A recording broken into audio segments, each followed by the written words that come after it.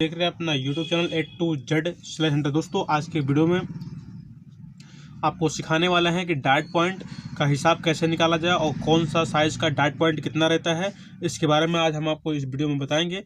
जैसे दोस्तों सबसे पहले 34 साइज़ का स्टार्ट कर लेते हैं। ठीक है, 34 साइज़ का डाट पॉइंट आपका आएगा, 34 साइज़ का डाट पॉइंट आएगा आपको 8.5। ठीक है दोस्तों, 34 साइज़ का जो है डाट पॉइंट आएगा 8.5 आएगा।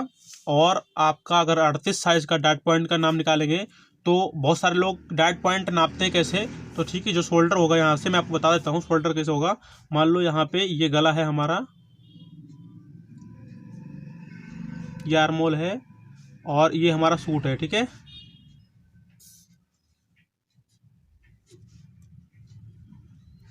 तो ये हमारा सूट है, ये हमारा फ्रंट गला है मान लो।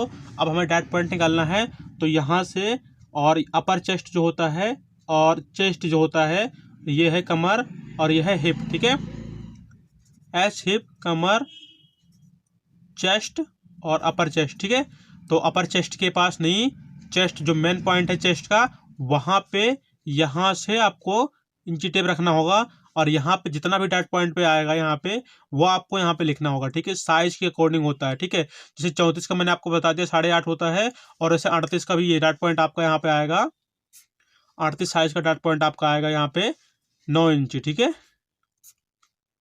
38 साइज का डाट पॉइंट 9 इंची आएगा। मैंने आपको बता दिया यहाँ से यहाँ पे रखेंगे। जब आप अपर चेस्ट नहीं नापना है, आपको चेस्ट पे नापना है और चेस्ट पे ही आपका आएगा डाट पॉइंट। ठीक है, शोल्डर से जहाँ कंधी का जॉइंट होता है वहाँ से यहाँ पे आप नापेंगे। शरीर मतलब कि जो कंधा होता है ना, सूट का नाप बता रहे हैं मैं, सूट का नहीं सॉरी, जो बॉडी नाप से, सूट में पता नहीं चलेगा तो बॉडी नाप का ही होता है, डाट पॉइंट निकालेगा बॉडी नाप से ही निकलेगा डाट पॉइंट। ठीक है, तो यहाँ पे आपको जो कमर है आपकी, यहाँ पे आपने यहाँ पे ले लिया आप, हमने मतलब 34 साइज़ का मैंने आपको बता दिया 8.5, और 38 साइज़ का आपका 9 इंच है, और 40 साइज़ का जो आएगा,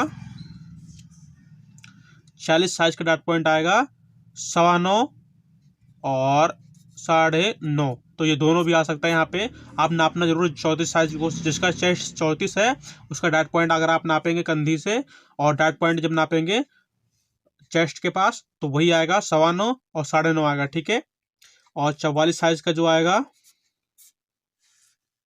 44 साइज का आपका आएगा 10 और 10.5।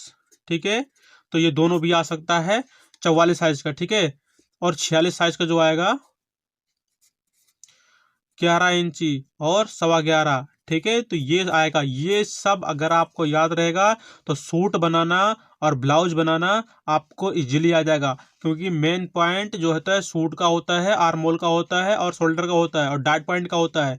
लेंथ वगैरह तो आप नाप ले लेंगे, लेकिन अगर डाट पॉइंट नहीं लेंगे, आर्मोल का नाप आपको नहीं पता होगा, और शोल्डर अगर सही से नहीं लेंगे तो ये तीनों पीस आपका पीस खराब कर सकता है। यानी कि इन तीनों चीज़ का आपको नाप लेना चाहिए। सबसे पहले शोल्डर का आपका ध्यान देना चाहिए। शोल्डर अगर आप नापते हैं 14 इंची, तो अगर आपने बनाना है बैक गला, देखिए मैं क्या समझा रहा हूँ, समझिए ध्यान से। शोल्डर अगर आपका है 14 इंच, अगर आपका गला पीछे का 6 इंची है, 5 इंची है, 4 इंची है, तो शोल्डर आपको 14 इंची पूरा रखना है भाई। ठीक है, अगर शोल्डर आपका यहाँ मान लो, फिर से नापते हैं शोल्डर, और आप नापते हो शोल्डर 14 इंची। ठीक है, फिर क्या करना है, गला आपका है 10 इंची, 11 इंची, 12 इंची प्लस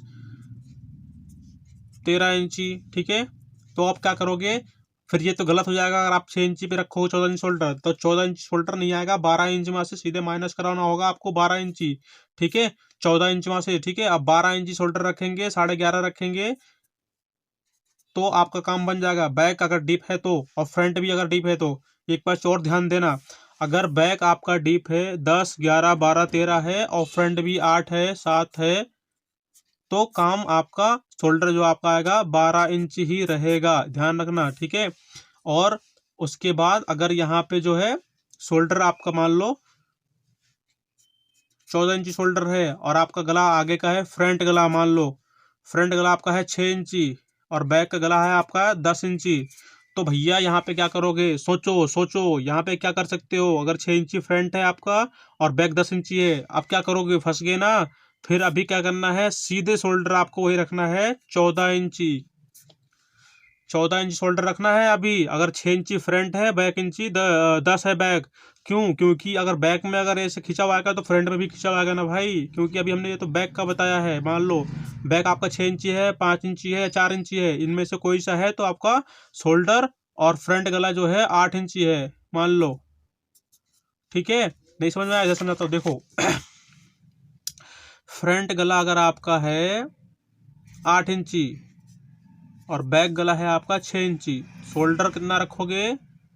14। ठीक है, और अगर आपका गला है फ्रंट 6 इंची और बैक है आपका, फ्रंट गला 6 इंची है, बैक का गला है आपका 10 इंच। अब क्या करोगे? फ्रंट छोटा हो गया ना, बैक डीप हो गया, फिर भी आपको शोल्डर उतना ही रखना पड़ेगा 14 इंची।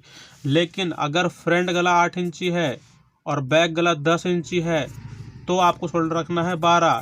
ठीक है, आगे पीछे दोनों गला डीप रहेगा तो शोल्डर 12 रहेगा। पीछे गला डीप है और आगे गला छोटा है तो शोल्डर आपको पूरा 14 इंची रखना पड़ेगा। ये हमने 34 साइज का बता रहा हूँ। ठीक है, चेस्ट 34 का। अगर आपको लगता है कि हम मुझे बड़ा 38 साइज में बनाना है, आप क्या करेंगे? तो 38 साइज का भी सेम फार्मूला रहेगा भैया। अगर आपका शोल्डर 15 इंची है और गला फ्रंट का है 6 इंची, बैक गला है 10 इंची, तो शोल्डर आपको रखोगे 15। और अगर आपका बैक गला है 6 इंची, फ्रंट गला है 8 इंची, फिर भी आपको रखना होगा शोल्डर 15। ठीक है, समझ आ गया ना? चलिए, अब नेक्स्ट वीडियो में आपको एक डाट पॉइंट का एक नया फार्मूला निकालूंगा और कुछ पैडेड ब्लाउज की भी सेटिंग बताऊंगा कि किस तरह से बताया जाएंगे। ठीक है, ये शायद आपको समझ में आ गया होगा। तो समझ में आ गया होगा तो जरूर एक लाइक कर दीजिएगा, चैनल को सब्सक्राइब कर लीजिएगा।